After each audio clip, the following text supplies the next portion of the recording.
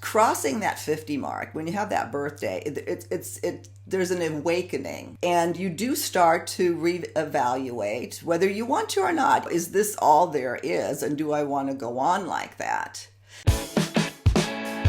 Did you push record?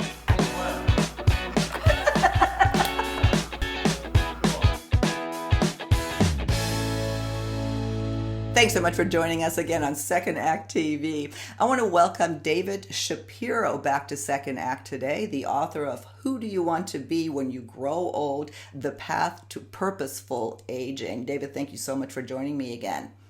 Great to be here.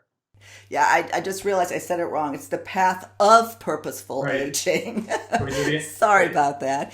And I should say that you are the co-author with your longtime friend, Richard Leider. And on our last segment, I'll link to that, we discussed how you guys came to write this book, really what the purpose of the book is, purpose being a key. Purpose being the purpose. Exactly. And why purpose is purpose. Yeah, and why purpose is so important, an essential element of life and aging. What I want to talk about in this segment, David, and this I want to really concentrate on one of the chapters. Great. Which really stuck or resonated with me, and that is the default life. I had never heard that term. So what I want you to explain to us, what is living a default life? And then let's talk about how to switch to the good life. And, we'll have some steps to actually doing that. So, what the default choice is, like when you're doing online shopping and the default choice is your billing address and your shipping address are the same. And so default choices are great, right? They allow you to be more efficient, practical. You don't have to make decisions about things you don't have to make decisions about. But many, if not most of us, go through our lives sort of on default without really making the choices, just having the choices made for us.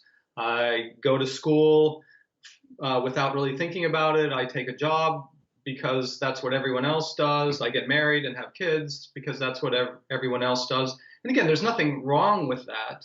It's perfectly natural.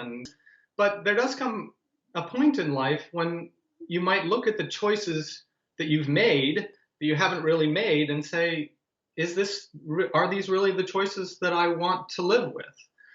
And are the choices that I've made by default enabling me to live the life I really want to live, what we call in the book and what we've called for years the good life.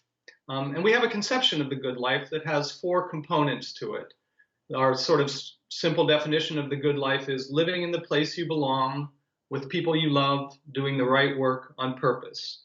And so there's those 4 components: place, people, work, and purpose.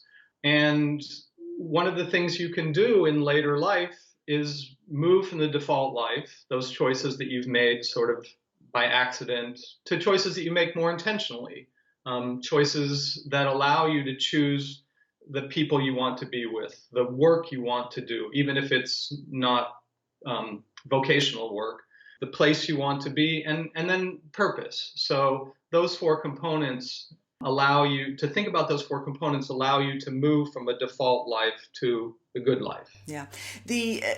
What I found so interesting about the whole concept of a default life is that I think we don't really realize that that's what we're doing, a lot of us.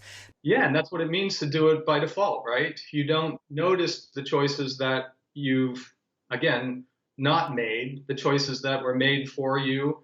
And again, I really want to emphasize that it's not a bad thing. It's what all of us do. But one of the great liberating opportunities in the second half of life is to look back on those and say, wow, how did I end up here? And is this where I want to be going forward? You don't have to live the default life in the second half of life. You can actually live your own conception of the good life. Yeah. I think that, well, for me, and I've found this with a lot of people that I know and that I've interviewed, is that crossing that 50 mark, when you have that birthday, there's an awakening that happens. Mm-hmm. For some reason, that's a big number. You go, oof, if I'm lucky, I have, I'm only at the 50, half of my life is over. and you do start to reevaluate whether you want to or not, even if it's like, what's missing? What am I missing out on? Is this all there is, and do I want to go on like that? Right. It's sort of the classic midlife crisis at 50. But the same thing happens in later life. We talk about in the book about the late life crisis. And whereas, the midlife crisis is often about missed opportunities, the later life crisis, the late life crisis, is about a sense of relevance. Do I matter? And one of the ways that you can enable yourself to feel like you matter is to develop your own true conception, authentic conception of the good life, and live that way. Yeah, interesting. That you bring up also the midlife crisis or late life crisis. Is that really a negative thing? Midlife crisis, carries the connotation that it's Right. negative. I don't necessarily think it is. Right. It's a crisis is an opportunity, like they always say. It's an opportunity to reflect, to sort of carve out some space, to be more intentional. It is. It's an opportunity to move from the default life to more authentic vision of how you want to live the rest of your life. And part of living that default life, as I've read it in the book, is are you living what you really want, or what? And so many, I think, do this. What's expected of you, or what other people want you to do. Yeah, and I think it's particularly crucial for people our age, because for many of us the choices were made, right? There was a path that you followed, and it was a fairly unreflective path, and now we don't have to do that anymore. Right, right. Let's go into, you mentioned it earlier, the how to move from the default life to the good life, and you Right, mentioned so place, people, life, work, and purpose. Let's go into that a little bit more detail, what you mean by that. it's not some arcane formula, if you will. It's pretty straightforward. Think about those four components: place, people, work, and purpose. And it all sort of comes down eventually to purpose. But where is the place you want to be? And that's not just a physical place, but also an emotional place. Ask yourself, where is the place that I feel most authentic, that I feel like I can express myself most fully?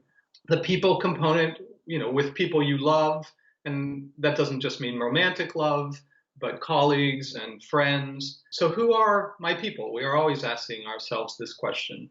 Who are authentically my people? To whom do I want to devote my energies in the second half of life? So you have a sense of place, you have a sense of the people that matter. And then, a big question for all of us, all of our lives, but particularly in the second half of life, is what's my work? What is it? What is my work? And, most of us in the second half of life, the sort of vocational box that we fit into will fall away to some degree. Many of us won't want to or won't be able to retire, if you will, but our work will change. And, the work becomes a more sort of spiritual work.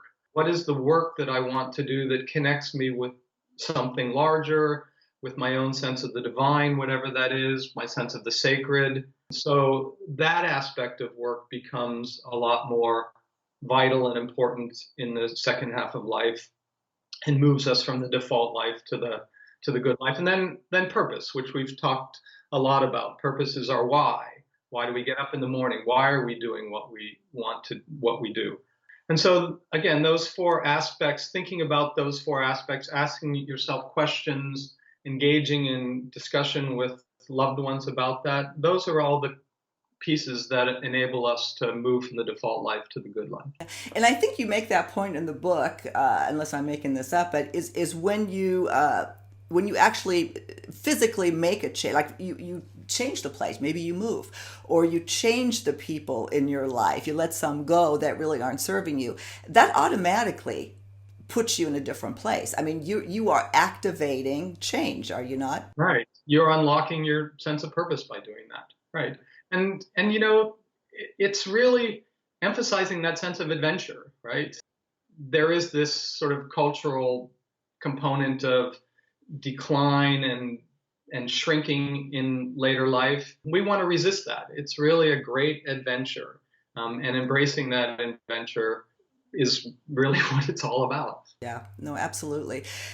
Well, again, the book is "Who Do You Want to Be When You Grow Old?"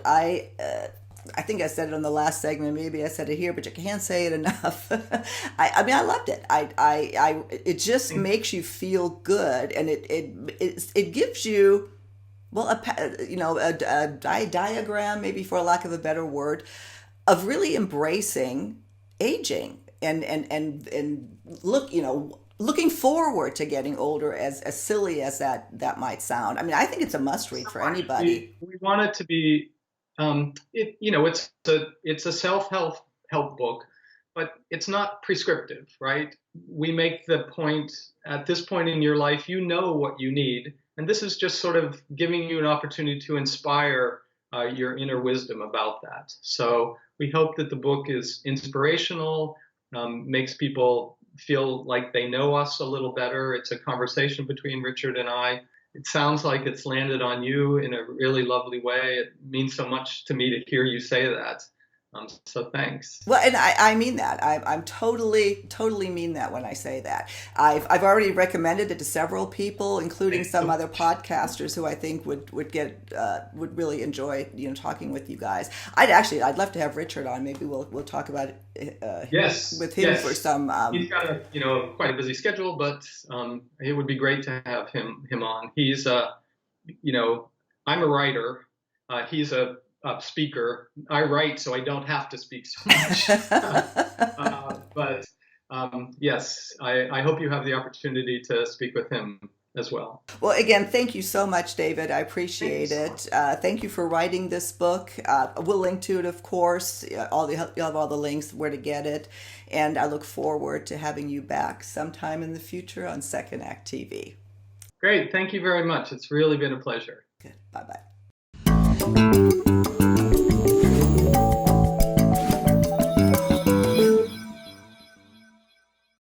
Please be sure to subscribe to our channel, and if there's a topic that you'd like to have us cover, visit our website, secondact.tv. We have a little red suggestion box on the upper right-hand corner of the site. Just click on that, send us an email. We'd love to hear from you. See you next time.